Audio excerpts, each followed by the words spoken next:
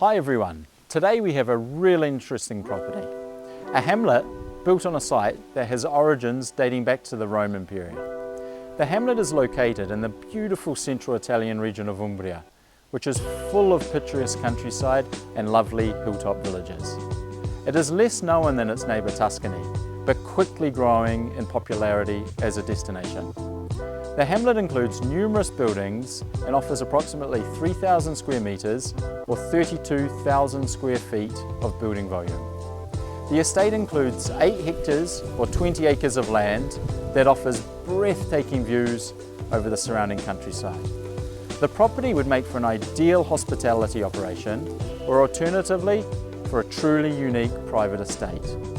As always, to keep up to date with our listings, don't forget to follow us on Instagram and to subscribe to our YouTube channel. Anyway, enough from me. Let's go check it out.